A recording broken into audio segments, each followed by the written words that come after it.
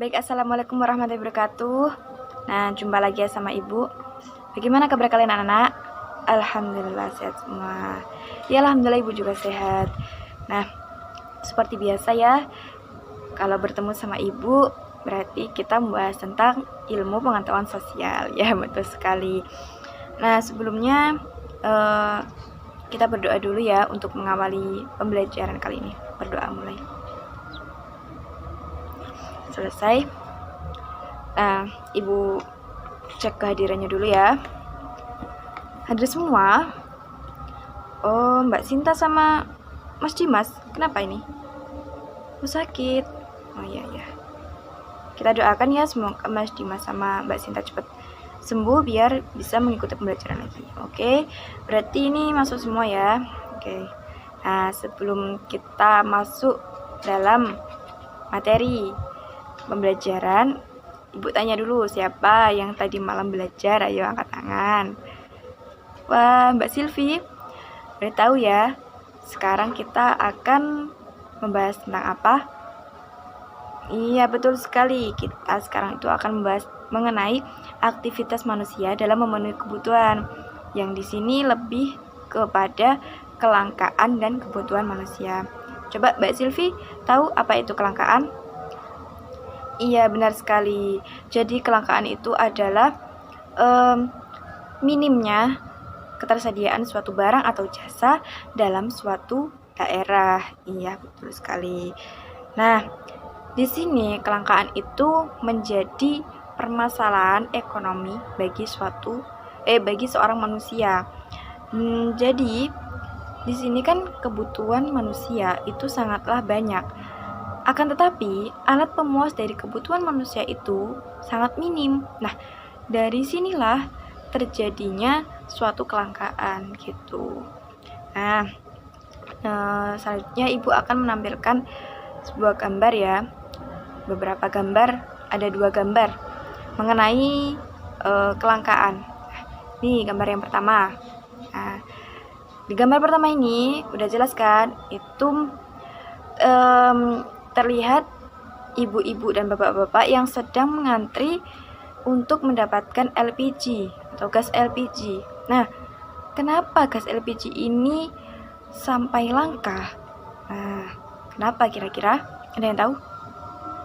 Ya, betul sekali Mas Bagas. Iya, jadi kenapa gas LPG itu bisa langka? Itu karena banyaknya ibu-ibu yang menggunakan gas LPG pada sekarang ini untuk memasak, ya kan? Nah, beda lagi kalau yang itu di masa dahulu. Di masa dahulu, ibu-ibu itu masih menggunakan kayu bakar. Jadi tidak menggunakan gas LPG saja. Jadi kalau semisal gas LPG itu habis atau tidak bisa membeli, ibu-ibu bisa menggunakan kayu bakar. Akan tapi di masa sekarang ibu-ibu itu sudah pada malas ya. Jadi maunya yang simple-simple ya gitu. Nah, selanjutnya gambar kedua. Nah, di gambar kedua ini sudah jelas ya. Itu digambarkan bahwa seorang bapak-bapak dan ibu-ibu sedang mengantri untuk mendapatkan air bersih. Nah, kenapa nih? Kenapa kok bisa air bersih itu menjadi langka sampai mengantri banyaknya kayak gitu? Siapa yang bisa jawab? Iya, Pak Faiza. Gimana? Iya, betul sekali. Nah, di musim kemarau, pastikan sumber air itu banyak yang kering. Nah, di suatu desa atau di suatu daerah lah, itu sumber airnya itu kering. Jadi itu ketersediaan air bersihnya itu berkurang ataupun sampai habis. Jadi terjadi suatu kelangkaan air bersih. Nah, di sini pemerintah itu bisa memberikan bantuan berupa air bersih itu dengan secara gratis kepada masyarakatnya. Nah, selanjutnya yaitu mengenai kebutuhan manusia. Nah, di sini kebutuhan itu adalah keinginan manusia terhadap barang ataupun jasa yang mana itu dapat memberikan kepuasan pada jasmani dan juga rohani dari manusia tersebut. Nah, di sini dijelaskan ya di bukunya itu terdapat macam-macam kebutuhan. Nah, coba kebutuhan yang pertama apa ya? Iya, macam-macam kebutuhan berdasarkan intensitasnya. Coba Mas Faiz, apa saja macam-macam kebutuhan berdasarkan intensitasnya? Ada berapa? Disebutkan. Iya, betul sekali. Jadi, macam-macam kebutuhan itu yang didasarkan dari intensitasnya itu ada 3. Yang pertama yaitu primer, yang kedua sekunder, dan yang ketiga yaitu tersier. Nah, iya, jadi yang pertama yaitu primer ya. Nah, kebutuhan primer ini itu adalah kebutuhan yang harus dipenuhi. Nah, iya. Nah, jika kebutuhan primer ini tidak dipenuhi atau tidak terpenuhi, itu akan berakibat pada kelangsungan hidup manusia. Contohnya ini adalah pangan. Nah, manusia itu sangat membutuhkan pangan atau makanan. Nah, ketika manusia sehari saja tidak mendapatkan asupan makanan, dia akan merasa lemas. Nah, di situ dia akan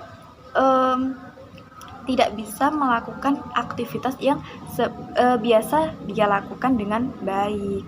Nah, makanya di sini kenapa kebutuhan primer itu harus terpenuhi. Jadi agar manusia itu bisa melanjutkan hidupnya itu dengan baik. Nah, gitu.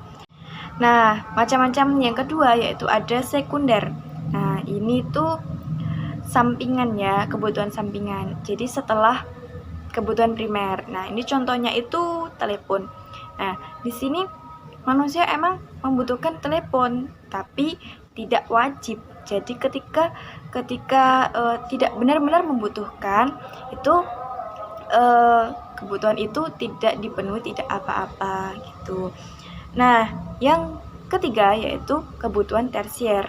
Nah, ini itu berlaku untuk orang-orang yang memiliki penghasilan di atas rata-rata. Nah, jadi di sini itu kebutuhan tersier itu adalah kebutuhan bagi orang-orang yang beruang atau yang orang kaya itu terhadap barang-barang mewah seperti mobil, perhiasan, dan lain sebagainya. Nah, selanjutnya yaitu ada macam-macam kebutuhan berdasarkan sifatnya. Siapa yang tahu angkat tangan? Nanti Ibu tambahkan nilainya. Iya. Ayo. Apa? Iya, coba sebutkan contohnya dari yang jasmani. Kebutuhan jasmani itu apa? Iya, betul sekali. Tidur. Nah, manusia juga butuh tidur ya, tidak bekerja terus. Jadi biar badannya itu kembali fit lagi, dia harus tidur atau istirahat sejenak, walaupun sebentar ya. Nah, yang kedua yaitu ada rohani ya, seperti yang dikatakan teman kalian tadi. Nah, contohnya dari kebutuhan rohani ini adalah berlibur.